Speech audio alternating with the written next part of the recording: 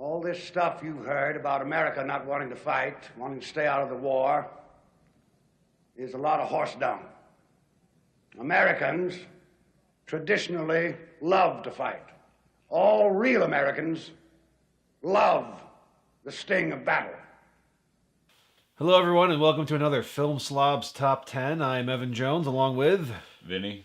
And we are going to give you the top 10 World War II films. Our top 10, not the top 10, because our top 10 is better than the top 10. And then you can't argue with us if it's our top 10. Exactly. Of all the war films, I mean, war films have been around as long as cinema. Yeah. I mean, war as a plot device has been around forever. But World War II films really started during World War II. Right, I mean, whether it be the propaganda films or the social unrest films that took place involving what was going on in Europe. And then when the U.S. got involved fully, I mean, our oldest movie on our list we have today is 42, right, which is right in the thick of it. And right in the middle of it, yeah. So we're doing World War II. It was such a huge part of the past century. And it's probably the most filmed war. I think there's more World War II films. I mean, Vietnam is up there, but I think there's more World War II films than any other war. Yeah, well, and I think what plays into that is you have the American perspective, the British perspective, right, the German perspective, the Russian, the Italian, like there were so many parties involved that you get war films for years from all over the globe. Yeah. So we start with this. Let's get your number 5.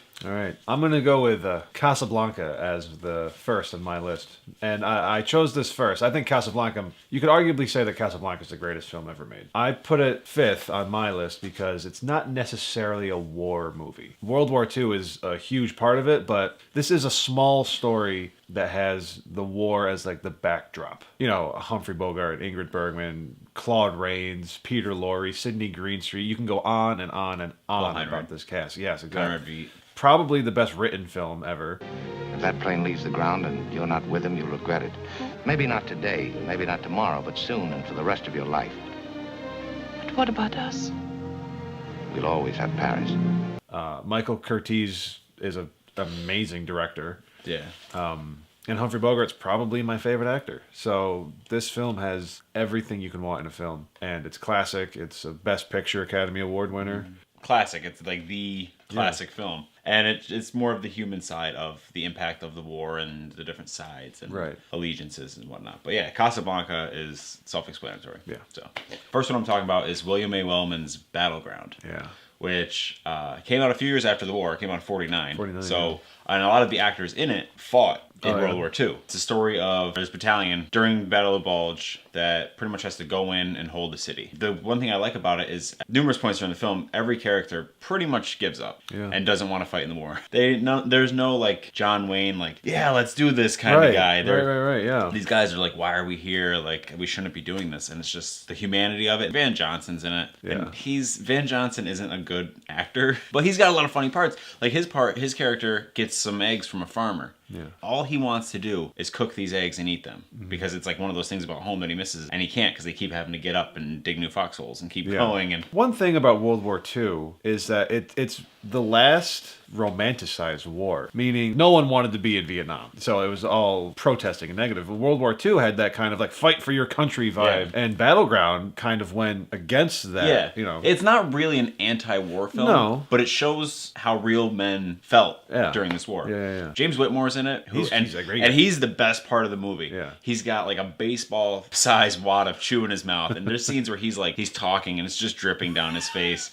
And they're battered bastards of Bastogne is what their nickname is. Yeah, because they just hold it out against all these troops, and it's got a lot of funny parts to it and a lot of real characters. And I've always liked it. I caught it once, and I'm like, that movie's great. And it was nominated for a bunch of Oscars. Yeah, nominated for I think 8 or 6. Yeah, Oscars. it was nominated for 6. It won 2. And there's one scene where it's like half the size of the battalion. The reinforcements are coming in, and they're sitting there. They're exhausted. They're beat. They've been in the cold. They've been in battles, and the reinforcements are coming in. And the reinforcements are coming in, and they're wearing fresh uniforms, and they have all their weapons, and they're all full of energy and walking. They don't want to show that they're completely exhausted and beat. So they stand up straight. They're all injured and stuff, and they start doing their Jody calls, walking past them, trying to be proud. Your baby was lonely as lonely could be. Till Jody provided company. Ain't it great to have a pal who works so hard to keep up morale? Sound up. 1, 2. Sound up. 3, 4. Kids count. 1, 2, 3, 4. 1, 2, 3, 4. All right, up next for me is probably the most beautifully filmed war movie ever, and that's The Thin Red Line. Terrence Malick's comeback to film after 20 years off. This film has an all-star cast. Yeah, everyone's in it. Every single person. And have you seen the list of people that were cut out of this? Like Gary Oldman, Billy Bob Thornton, Mickey Rourke. Every actor that was anyone at the time is in this film because they all wanted to work with Terrence Malick in his first film back. It's a Terrence Malick movie, so it's a little drawn out, but the visuals are so perfect. It is, yeah, it is probably the most beautiful war film. And as gritty and yeah, you know, people are getting shot and there's explosions and people are running through the grass, but the way that it's filmed is just incredibly it's gorgeous. There's open fields, there are like kind of jungle scenes, you know. It's the Seas of Guadalcanal. Yeah, from Guadalcanal, and everyone's in it. Sean Penn, Nick Nolte, Adrian Brody, Jim Brody, Caviezel, Woody Harrelson. Apparently, Adrian Brody had a much larger role in the script. They ended up re-editing the film to center around Jim Caviezel's character. And when Adrian Brody went to the premiere, he had like 3 lines as opposed to the entire script, but it was based on him. Well, it's John Travolta, John Cusack. I think Nick Nolte in this film, it's one of his better performances. And Woody Harrelson has really like one scene, but it's a great scene.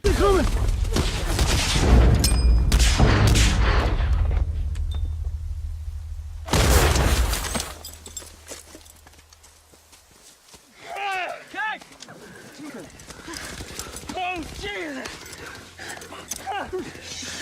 I blew my butt up! I blew my butt up! Terrence Malick, of late, I'm not a big fan of. No, I feel like Terrence Malick is just jerking himself off when he makes movies now. Exactly. First time I saw it, I just realized that it's different than any other war film. And it came out, it was the same year as Saving Private Ryan. Same year, and completely different, because Saving Private Ryan, I felt, was that... So that's more go of that... get it, that's like the John Wayne, let's go Cowboys kind of thing. It's more of like the yee-haw. Yeah, exactly. And Saving Private Ryan definitely overshadowed The Thin Red Line. I prefer The Thin Red Line. Saving Private Ryan's a great movie. To me, The Thin Red Line is just... It left more of an impact on me. You know, like, it's a movie that I just keep remembering and going back to. And Saving Private Ryan, everyone just talks about the first 20 minutes. Fucking incredible, the first 20 minutes of that film. I think the entire 2.5 hours of The Thin Red Line is amazing. Yeah, that's my second. All right, so my next one is by a director a little bit different than Terrence Malick. It's Sam Peckinpah's Cross of Iron. A little bit different. Cross of Iron is told from the Germans' perspective. Yeah. It's James Coburn, James Mason, and Maximilian Schell are these German officers, and they're doing a front going against the Russians. And it's basically about how different Maximilian Schell's character and James Coburn's character treat war.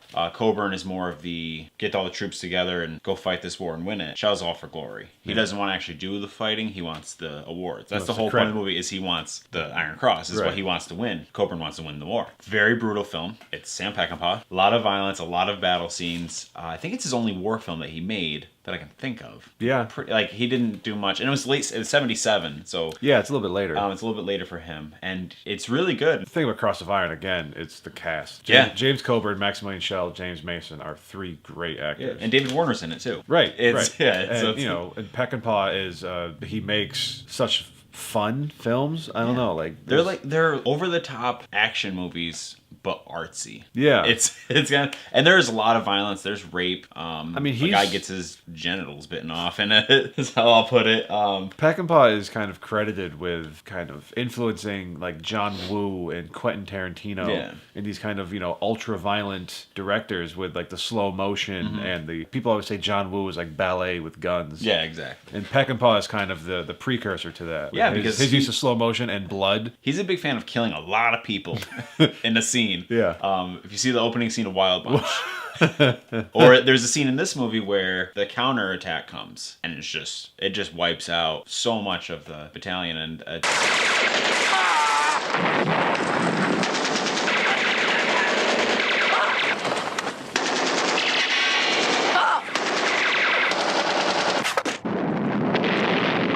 but the movie really is about just these two guys' different viewpoints on how to handle the war. Like it's like almost like a class drama. You know what I mean? Yeah. And there's a point in the film where they need to rely on each other, and Maximilian Schell can't even reload his gun. He's that kind of officer where he's got all the medals, but he doesn't even know how to reload his weapon. Yeah. Very gritty, brutal action war movie, but I love it. So that's my next pick.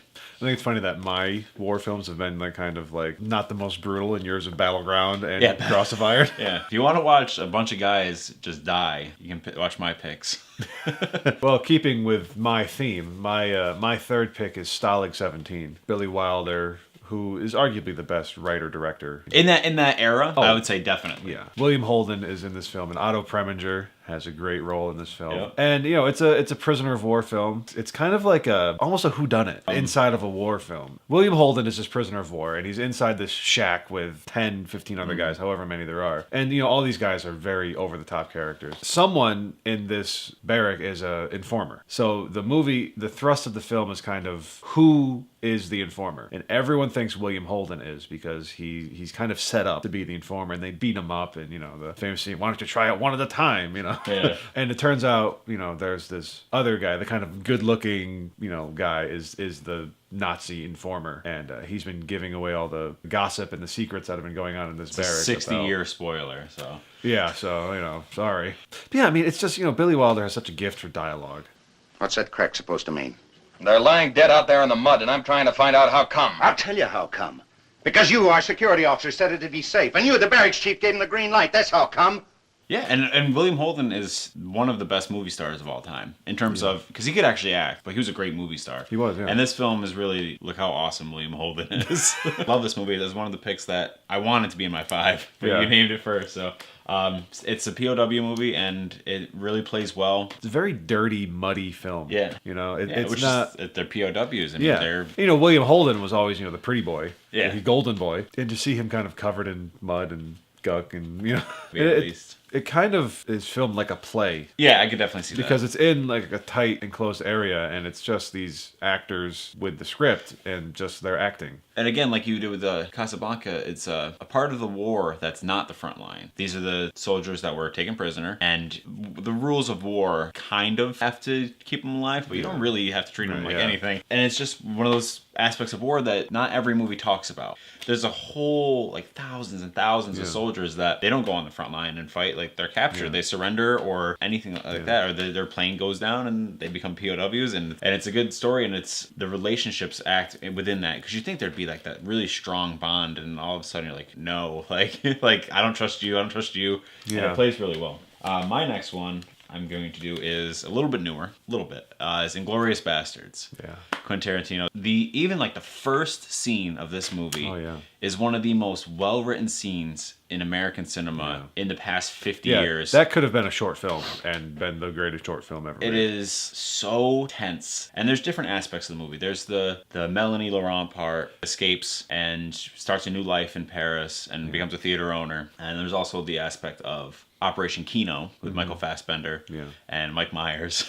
And it's basically how they're going who plays Churchill? Rod Taylor. Rod Taylor plays Churchill. And they're planning an assassination. And then there's also the Bastards, which are this group of either Jewish American or defecting Jewish German soldiers that they're just a kill squad. They're kill as many Nazis as possible. Killing Nazis. That's what they do. And it's a very brutal film, very funny film. I mean, it's Tarantino. And it's so well written, though. Like, Brad Pitt is hilarious in it. Yeah. He is so funny. Go to the scene in this film where Brad Pitt and 2 other members of the Bastards claim that they can speak Italian. And it's as soon as he opens his mouth, you know, like, oh God, he doesn't know what he's doing at all. Signori, è un piacere.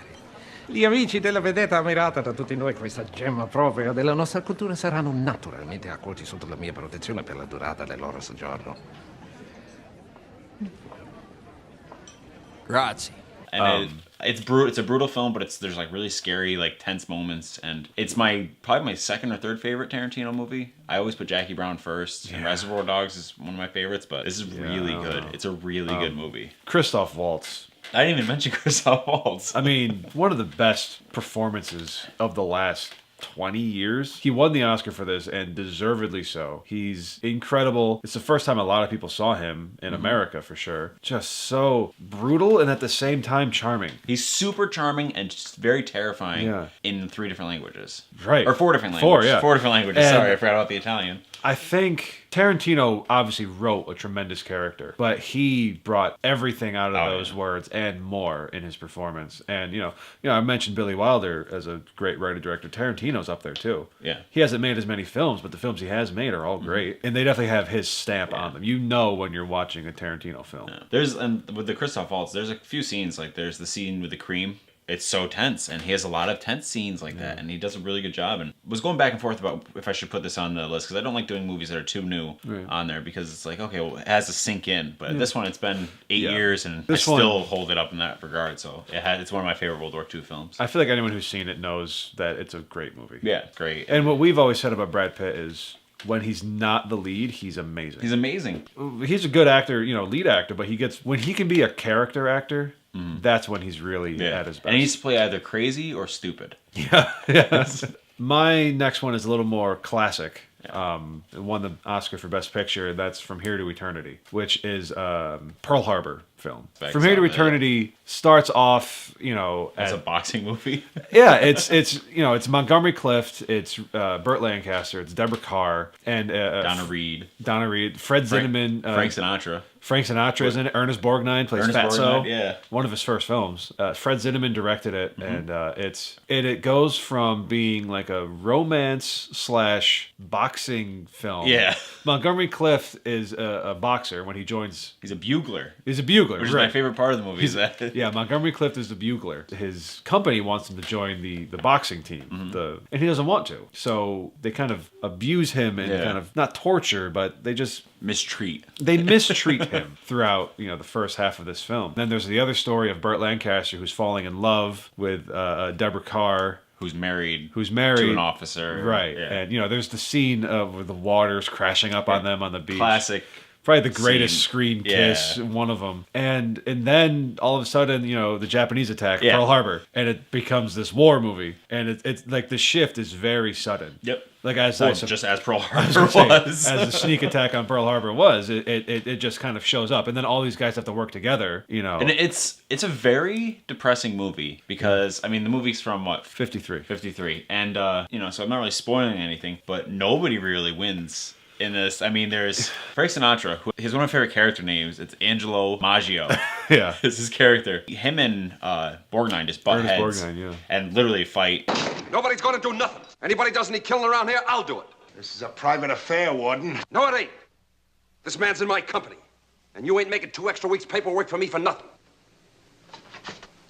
Out for blood, huh? You'd puke your guts out at the sight of a dead man. It's this whole downward spiral, and the whole relationship Burt Lancaster has with Deborah Carr, and she wants a future with him. You don't really know his intentions, and then Pearl Harbor occurs, and it's kind of evident that he doesn't really want to move forward with that. So it's just depressing for everyone, every character involved. It's like a sudden war film. You think it's just like this, like a romance drama that takes place on a military base, right? And then all of a sudden you're like, oh, this is one of like those huge war events. The second hour of this film is 40. The last 45 minutes it's the attack and what they're doing to save themselves, really. And this film was nominated for 13 Oscars, and it won 8 of them. Yeah. So this is widely regarded as one of the greatest war films of all time. War films tend to be a very masculine genre of film, but this one, it has the romance angle, and the war scenes are very suspenseful and thrilling, which anyone can get behind. And it's it's perfectly made. It's one of the best made films. My next one isn't quite as romantic. It's 1981's Das Boot. Again, German perspective. A reporter or correspondent is assigned to a U-boat, and he meets them, and there's just like this huge raucous party, and then they all go on this boat, and all of the veterans on the boat treat all the new guys like shit. And it's basically about how they live on this boat, and it's all the claustrophobia and the tension. They're confined to a submarine. They're looking for something to do, and or they're suddenly being attacked, or they get excited about battle, and they get bored with the tedious nature of everything.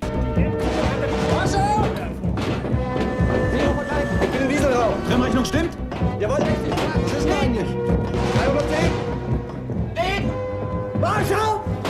Unruhige Zeiten. Was ist denn eigentlich passiert? Ja, U32, Boot von Berthold. Der hat einen Geleitzug entdeckt, nicht weit von hier. 10 Stunden müssen wir dort sein. So the captain of the submarine is kind of done with the war. It's a really good movie. It's just a bunch of guys in a boat, and it was originally conceived as a mini-series, right? I know it's long as hell. Yeah, it's you know, I think in its longest, I think it's like 5 hours long. Yeah. I believe when it became a film in America, they edited it down to like 2 hours or two and a half, which is missing some stuff. It's still a good movie. You know, I don't know what you mean by this film not being romantic. You know, all these 45 seamen inside of a submarine. That sounds pretty good to me.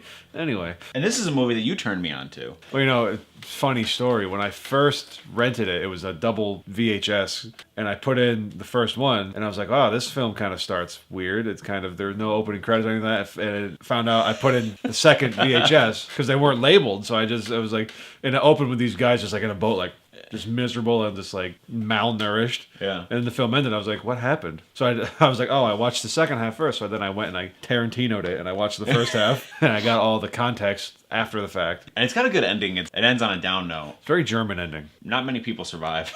Is what I'll say. It's just all about the way that they're stuck in this submarine. It's what they do. This film actually in Raiders of the Lost Ark, they use the same German U-boat as Das. Oh, really? Yeah. I didn't know that. Yeah. Raiders is another World War II film. Yeah, Raiders was one I also considered putting on here, but again, it's not really a war film. It's a World War II era movie. Yeah, it's and the Nazis. Nazis play a big part in it, but Sound of Music is a World War II film. We'll put Raiders of the Lost Ark as an honorable mention. My fifth and final is The Bridge on the River Kwai. 1957, Best Picture Academy Award winner. Alec Guinness, William Holden again, Sessue Hawakawa, Jack Hawkins, who's amazing in this film. I love Jack Hawkins in it. And it's David Lean directed it, which means it's a beautiful film. It's sweaty, it's grimy, it's hot. It's another prisoner of war film. It's the prisoner of war film, I agree with think. You know, this is... Great Escape is pretty good, though. Great Escape is good, but Bridge on the River Kwai is a different kind of prisoner of war film. This is more about like the struggle rather than the escape. Yeah, and it's the compromises that Alec Guinness makes as a colonel. I must call your attention, Colonel Saito, to Article 27 of the Geneva Convention.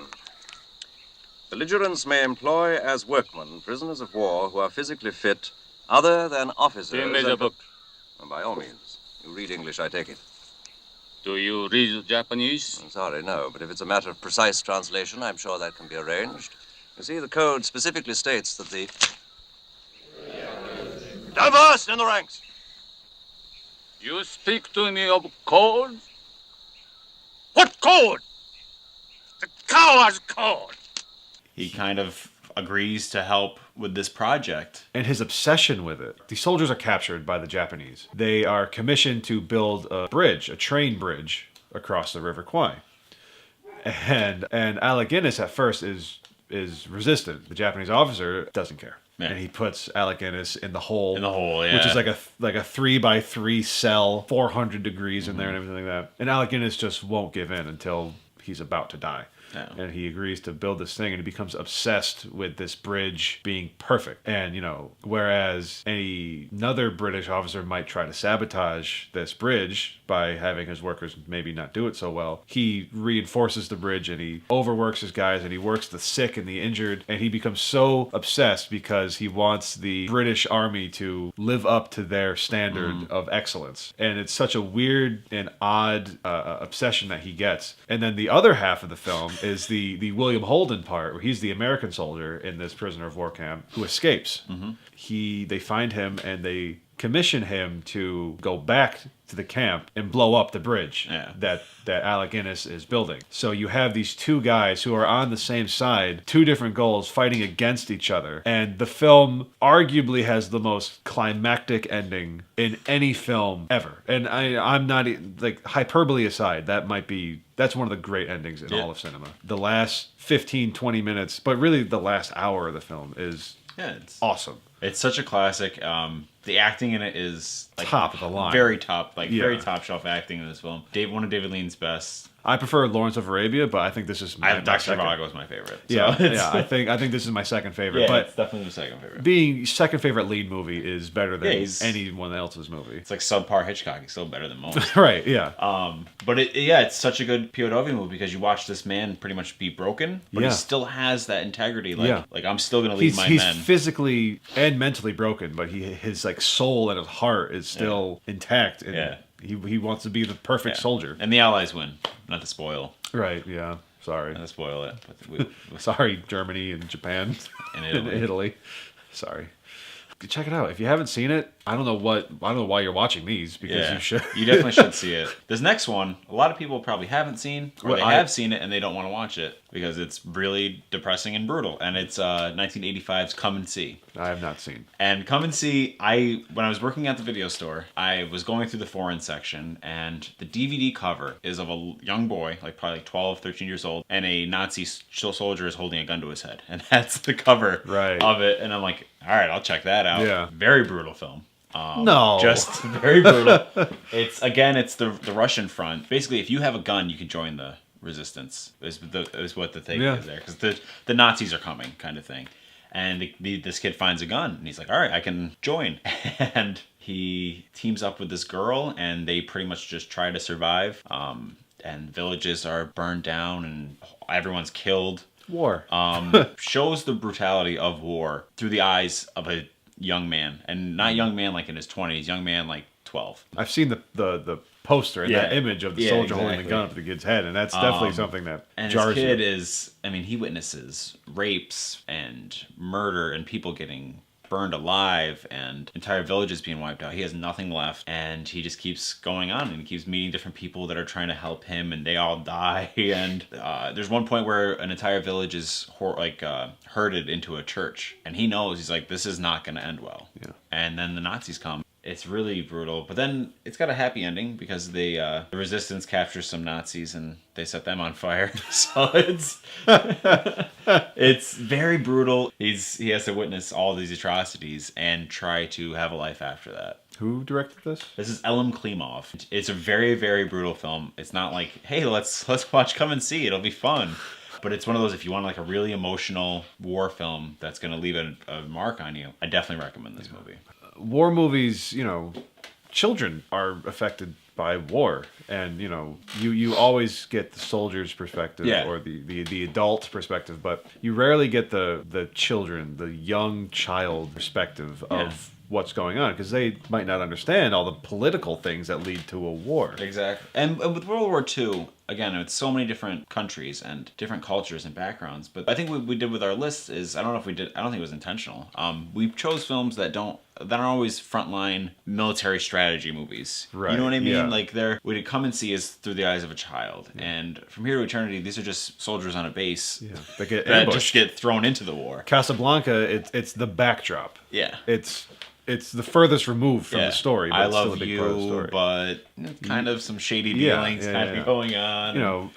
River Kwai, prisoner of war. Yeah, it's the prisoners and Stalag 17 also. But and there's so much going on. I mean, even if you could look at films that were made during the war that were about people at home. Well, I mean, Best Years of Our Lives. I was going to say Best Years of Our Lives soldiers came coming out home. the year after the war ended. How soldiers were coming home, and I like that we kind of covered all the different aspects of the people that are affected by it. Yeah. And we didn't do any propaganda films. Do you have any honorable mention? I don't know. What do you have for honorable I mean, mentions? I think we should bring up The Longest Day. That is the quintessential soldiers in World War II film. A great cast. I mean, I'm not going to bother going over everyone. Saving Private Ryan, I would definitely want to make sure people... I don't assume anyone watching this hasn't seen that, though. Charlie Chaplin's The Great Dictator, which was released in 1940, a satire of World War II. He admittedly said that had he known exactly what the Germans were doing in these concentration camps, he wouldn't have made the film. He wouldn't have made light of this subject. Yeah. It's so funny. And, there actually are kind of battle scenes in it, albeit them comical with the tramp character.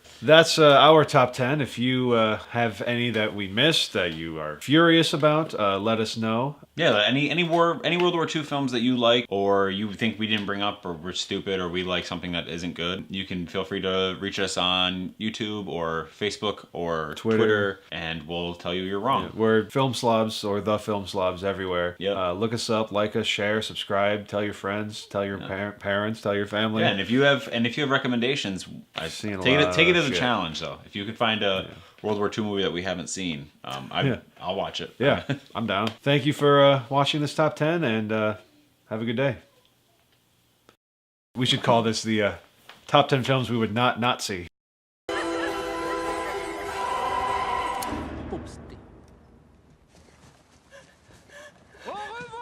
Shoshana!